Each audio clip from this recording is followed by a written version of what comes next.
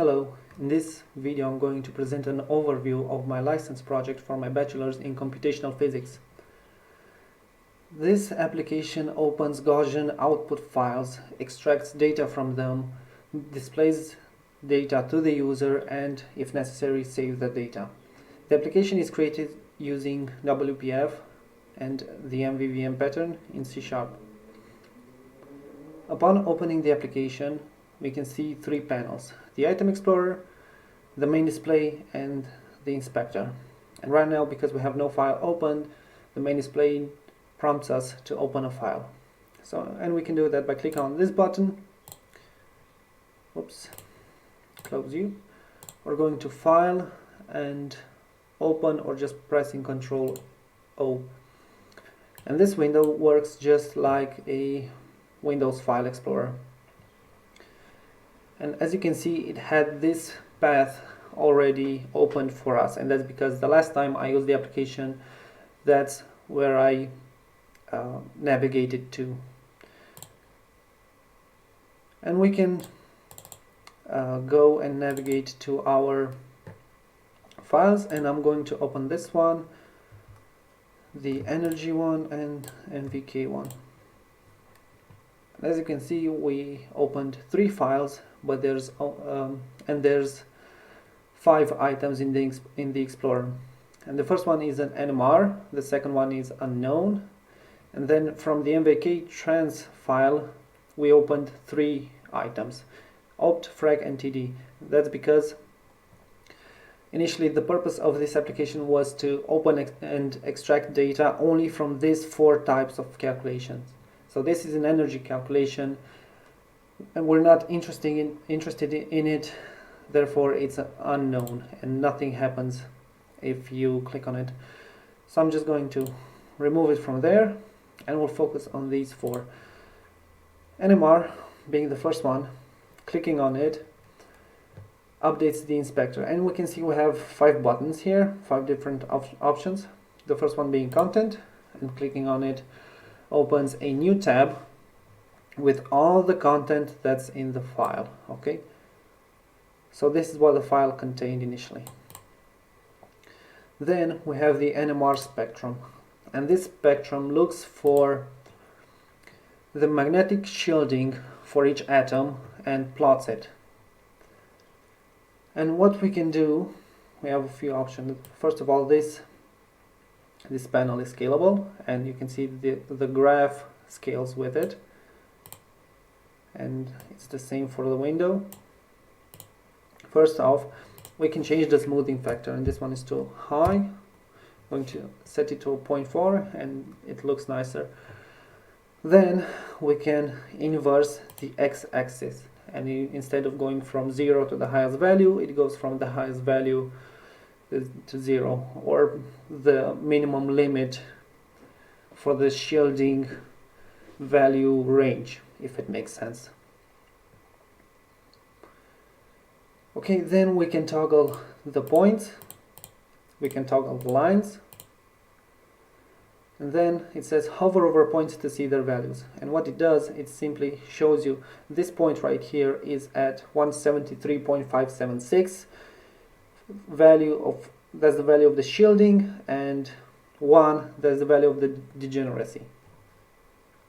So that's about it for the NMR graph view. We can close that down. And also, I didn't mention that these panels are also scalable. Okay, moving on, we have the optimization item, and the inspector changes accordingly. And just like before, we have the content of the file, and below that we have 2 radio buttons and an orientation button. The first one is input, and clicking on the orientation button will show us the input orientation of the molecule that we extracted from the file, and this is the orientation as you fed it to Gaussian for calculation. And after Gaussian has run its calculation on the molecule, it turns the orientation into a standard one, which is the minimum value orientation. And if I click on it, it's going to open up a standard orientation tab. Hopefully you can see that the values for the x, y, z coordinates are different between input and standard. And we have the indices of each atom, the atomic number, so carbon, hydrogen, hydrogen, carbon, and so on, and the atomic type. Moving on from orientation, we have the 3D viewer, and this just opens up a new window with a viewer inside it. Well, actually a viewport, and a little panel that we can collapse and expand. So in this viewport, we can rotate around the molecule, we can zoom out, zoom in, and we can pan by holding shift and click dragging. We have a little transform gizmo in the upper left corner. We have some labels here, and it says no selection, and not available.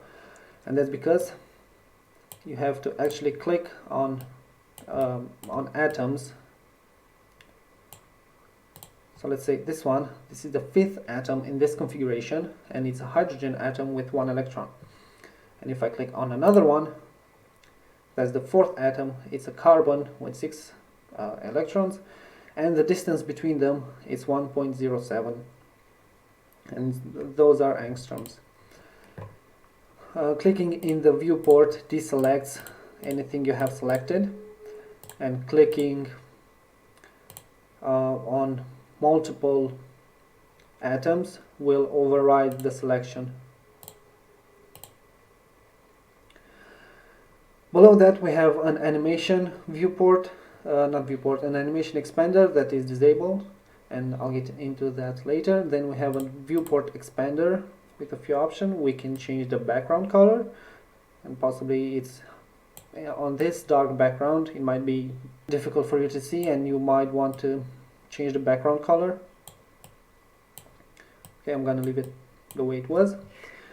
We can toggle off this transformation gizmo right here, and then we can toggle Cartesian axis, which show us how the molecule is oriented. So the red is X, the Y is green, and the blue is Z. So that's about it for the optimization viewer. Next up we have a frequency calculation, and again we have the content. We have frequency data, which just shows you the data from the file. Here are the first 3, their coordinates, the next 3, and so on and so forth. And we can open up certain vibration modes, and by default one is selected. Clicking on it will show us the first vibration mode, some data about it like the quantum state, frequency, and so on and so forth, the atoms, their indices, their atomic numbers, and their coordinates. This is the vibrational delta, which is the variation in the position from the variation in position from the original position, if it makes sense. And we can use these up and down buttons to scroll through the vibration modes, and right now 5 is selected. I'm going to click on the button again, and it opens up the 5th mode with its corresponding data. And I can also type in this input box, let's say 100. It didn't work, and that's because it's capped at the number of vibration modes this particular molecule has. Okay, so here's the highest vibration mode. Okay, going down from there we have a 3D viewer again, only this time you can do just about everything you could in the other one, except we have this animation expander enabled this time, and it says right here we have 27 vibration modes in total, and we can play the animation for each of them. So this is what the vibration for the first mode looks like, and I can scroll through, well, not really scroll, but move through the vibration modes, and the animation will update accordingly. And just as before, I can type in here, I'm going to type a 0, and again it caps at the number of vibration modes. So let's go to, let's say, 23. And we can also change the animation speed, so we can go slower or it can go faster. So that's all with the 3D viewer. We'll have the save and remove item buttons. which would be a good time to get into. So this, we've been through these, so I'm just going to click remove, and it's going to remove it from the item explorer. And we can also click on this X button right here, and the same for the tab headers. We can click on the X and they'll close. So the last item is the TD calculation, and again it has a content.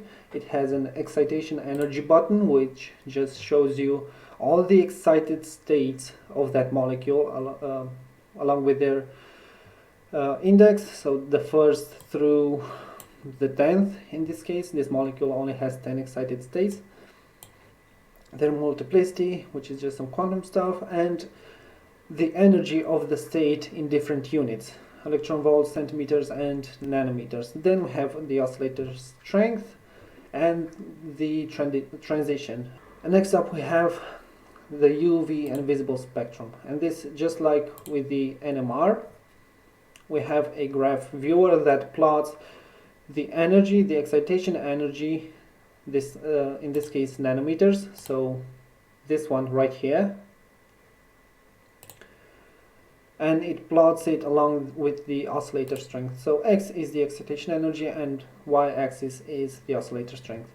And again, we can change the smoothing factor and it will smooth out the graph.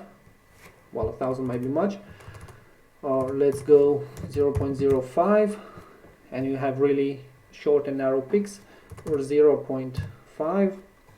You get the point. And just like before, we can inverse the x-axis, toggle points and lines, and hover over points to see their coordinates. So this one is at, let me not inverse the axis, is at about 212 nanometers and 0.259 oscillator strength, which doesn't really have a unit of measurement. And apart from that, what we can do is change the unit. So instead of nanometers, we have centimeters to the power of -1, and we have, this time because the scale changed, we have to play with the smoothing factor. So let's say a 20, that's too little, 80, no, 150.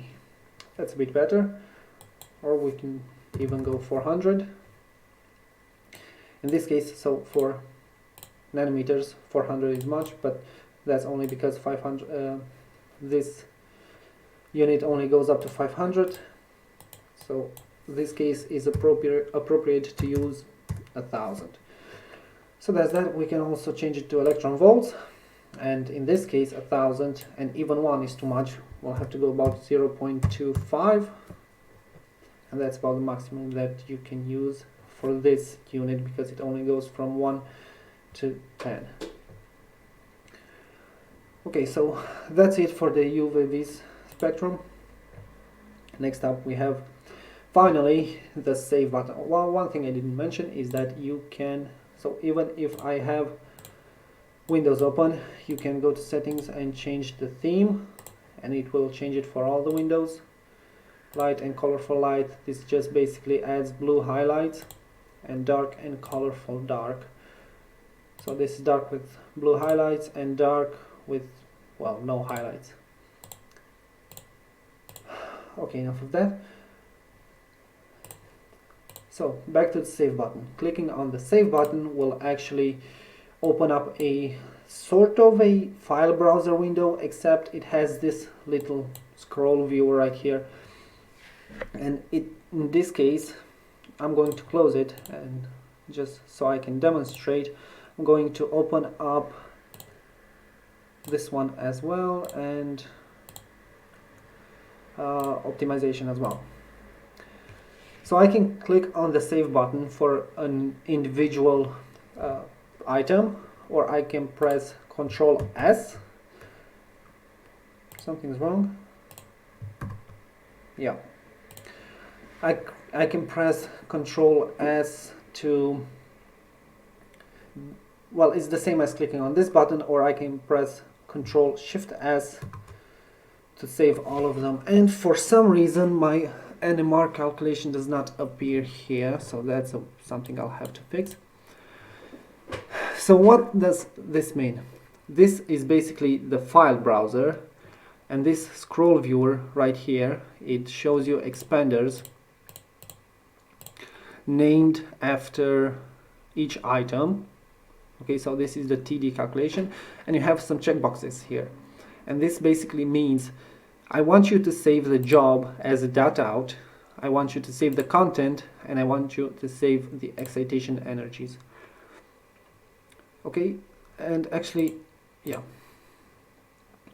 so if I go into test, I can save it at this path, and once I bring up the file browser, you can see these are the same. So I have these MVK trans OFR RTD underscore ETH underscore TD. I have it as a dot out. I have the content as a TXT, and I can open up the content, and I can also click on this one and open up Gauss view for it. And I also save the excitation energies, and this is what they look like.